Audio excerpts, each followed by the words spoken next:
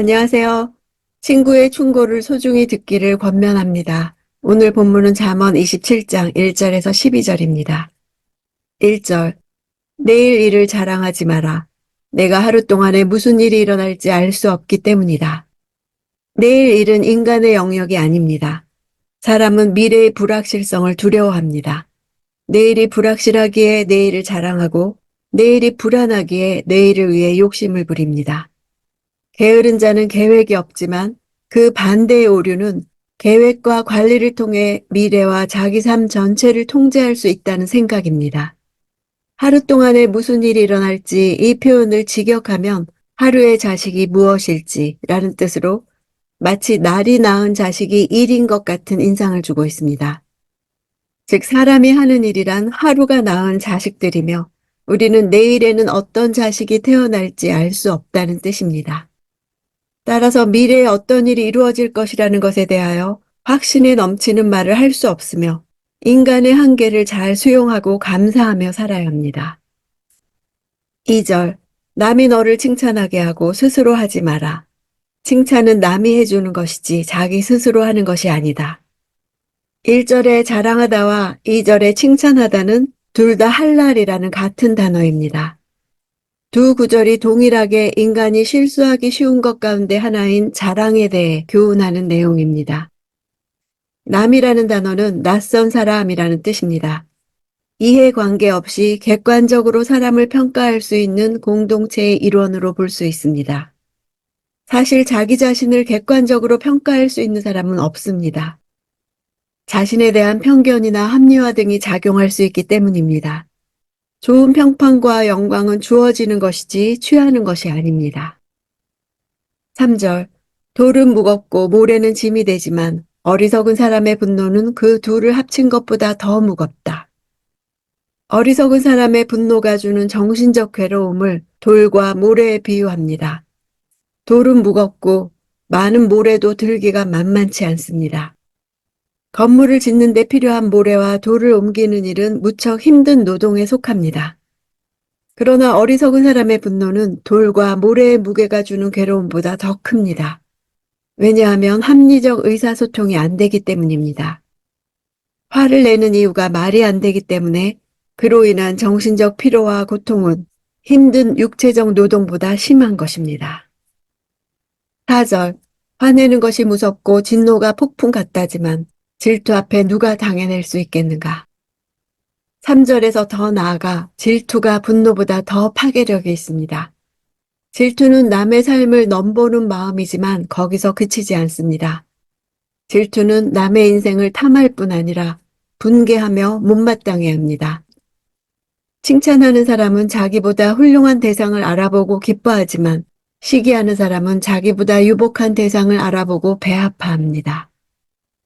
내가 누려야 마땅한 삶이 남에게 간다고 느껴지고 그런 생각 때문에 나의 행복이 오히려 줄어든다면 참으로 불행합니다.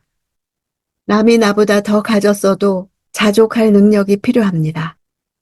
내 힘으로는 안 되지만 해법은 주님을 우러러보고 소망을 내다보는 데 있습니다. 그렇게 살고 싶지 않은 마음으로 주님의 도우심을 간구하는 것이 필요합니다. 5, 6절. 숨은 사랑보다는 드러내고 꾸짖는 것이 낫다. 친구의 꾸지람은 진실하나 원수의 입맞춤은 속이는 것이다. 5절의 사랑은 아하바, 6절의 친구는 오헤브로서 두 절이 연결됩니다. 숨은 사랑이란 친구를 잃을까봐 친구의 잘못에 대해 침묵하는 무기력하고 자기중심적인 사랑입니다.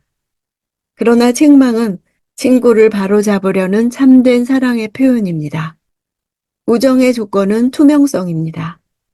솔직히 드러내놓고 따끔하게 질책한다는 뜻입니다. 아플지라도 꼭 들어야 할 말을 서로 해준다는 뜻입니다. 그것이 진정한 친구의 사랑인 것입니다. 책망은 상처를 주고 입맞춤은 달콤함을 가져다 줍니다. 그러나 친구가 주는 뼈아픈 책망은 진실인 반면 원수의 입맞춤은 속마음을 숨기기 위한 것입니다. 사랑하는 자의 아픈 질책과 미워하는 자의 입맞춤 사이에서 무엇이 진실이고 거짓인지 분별할 지혜가 필요합니다. 7절. 배부른 사람은 꿀도 싫어하지만 배고픈 사람에게는 쓴 것도 달다. 앞뒤 문맥으로 볼 때 친구 사이의 충고에 대한 것이라 보면 꿀은 좋은 충고를 의미할 것입니다. 모든 것이 있어 풍부하고 마음이 교만해진 사람은 아무리 좋은 충고를 받아도 수용하기가 어렵고 오히려 그것을 멸시합니다. 그러나 마음이 가난한 자는 비록 감정을 상하게 하는 충고일지라도 겸손하게 받아들이며 수용합니다. 8절. 자기 집을 떠나 방황하는 사람은 둥지를 떠나 헤매는 새와 같다. 친구 사이에 충고를 권면하는 문맥에서 볼 때 진심 어린 충고를 듣지 않는 사람은 공동체 가운데 어울릴 수 없습니다. 새가 둥지를 떠나 헤매는 것은 해하려는 것이 그를 쫓고 있어 놀라 도망치는 것입니다. 이 사람은 공동체에서 진심 어린 충고를 할 때 그것이 자기를 해야 한다고 생각해서 감당할 수 없는 상황 때문에 떠난 것입니다. 결국 하나님 백성의 공동체와 상관없이 살아가는 처량한 신세에 처하게 될 것을 보여줍니다. 방황한다는 동사는 위기 상황에서 도망하고 떠돌고 있는 모습을 보여줌으로써 공동체를 떠났을 때의 모습이 그러하다는 것입니다. 9절. 기름과 향수가 마음을 기쁘게 하듯 친구의 진심 어린 충고도 그러하다. 9절의 친구, 10절의 친구 단어가 다릅니다. 9절은 오헤부, 10절은 레아으라는 단어입니다. 오헤부가 사랑을 나누는 대상으로서의 친구를 나타내는 용어라면 레아으는 동고동락하며 가까이에서 돌보는 대상으로서의 친구를 나타내는 단어입니다. 기름과 향이 높은 가치를 지녔듯 친구의 충고 역시 높은 가치를 지녔습니다. 기쁘게 한다는 단어는 달콤하다는 뜻입니다. 잠언이 기록되던 그 시대에는 음식의 단맛을 만들어낼 수 없고 꿀같이 단 것을 발견할 뿐이었습니다. 우정도 발견으로 시작됩니다. 동고동락하며 자신에 대해 세밀한 부분까지 잘 아는 친구가 주는 충고를 듣고 자신의 결점을 고치며 더욱 성숙한 사람이 되어가는 것입니다. 10절. 내 친구와 내 아버지의 친구를 버리지 말고 재앙이 닥쳤을 때 내 형제의 집으로 가지 마라. 가까운 이웃이 멀리 사는 형제보다 낫다. 아버지의 친구까지 봉양하라는 명령은 지나친 요구로 보일 수 있으나 친구 관계가 가족 관계만큼이나 의미 있고 중요하게 여기라는 명령입니다. 여기에 친구 사이의 우정은 한 세대에서 이루어진 것이 아니라 여러 세대에 걸친 것을 알 수 있습니다. 아버지의 친구 역시 자신의 아버지와 같이 존중과 섬김의 대상으로 한 가족이나 마찬가지로 여겼던 고대 히브리 사회의 관습을 반영해주는 표현입니다. 재앙의 때 형제의 집으로 가지 말라는 이유는 멀리 있는 형제는 그동안 친밀한 관계를 유지하지 못했기 때문에 어려움에 빠진 사람의 상황을 충분히 이해할 수 없을 것입니다. 즉시 달려올 수 없는 경우도 많습니다.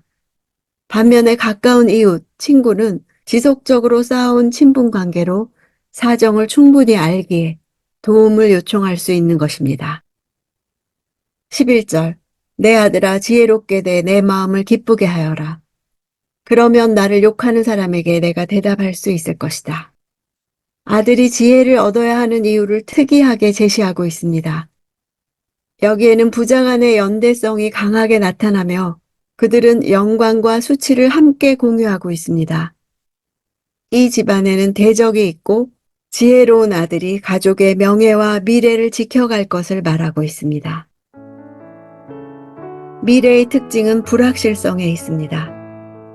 내일 나에게 어떤 일이 닥칠지 확신할 수 있는 사람은 없습니다. 내일 일을 자랑하는 사람은 불확실성을 스스로 없앨 수 있다고 믿는 것입니다. 모든 변수에 대해 계획이 서 있다고 생각하기 때문입니다. 그러나 내일은 하나님의 영역입니다. 미래는 전적으로 하나님의 손 안에 있습니다.